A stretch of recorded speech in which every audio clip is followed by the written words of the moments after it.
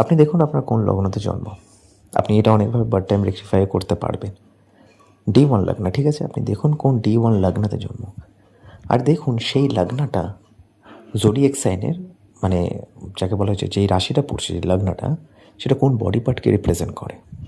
যদি আপনার সেই লগ্ন যদি অ্যাফ্লিক্টেড থাকে, তাহলে আপনার লাইফের সেই বডির, আপনার সেই বডি পার্টে প্রবলেম আসবে, হেলথ ইস্যু আসবে, ঠিক আছে? ধরুন আপনার টরাস লগ্ন, ওকে, এক্সাম্পল। আর টরাস হচ্ছে জোডিয়াক সাইনের জেনারেলি সেকেন্ড হাউস, মানে আইস, ফেসকে রিপ্রেজেন্ট করে। আর যদি সেই সাইনটা, যদি সেই লগ্ন যদি অ্যাফ্লিক্টেড থাকে, তাহলে এটা চোখ বা ফেশিয়াল রিলেটেড আপনার ইস্যু আসবে, হেলথ ম্যাটার আমি বলছি, ঠিক আছে? ধরুন আপনার, ধরুন লিব্রা লগ্ন, তুলা লগ্ন। তো জেনারেলি লিব্রাকে বলা হচ্ছে আমাদের জেনিটাল অর্গান, ওই পার্টটা, ঠিক আছে, লোয়ার অ্যাবডোমেনের নিচে পার্টটা। সো যদি সামহাও যদি সেই সাইনটা যদি অ্যাফ্লিক্টেড থাকে, স্পেশালি ফিমেলের ক্ষেত্রে প্রবলেম সেখানে আসে, পুরুষের ক্ষেত্রেও হয়, প্রস্টেট ইস্যু যদি অ্যাফ্লিক্টেড থাকে। তো আপনার যেই লগ্নতে জন্ম, সেই লগ্নটা যেই বডি পার্টকে রিপ্রেজেন্ট করে, অ্যাফ্লিকশনে থাকলে আপনার ফার্স্ট ডিজিজ বা হেলথ ইস্যু সেই জায়গা থেকেই আসবে।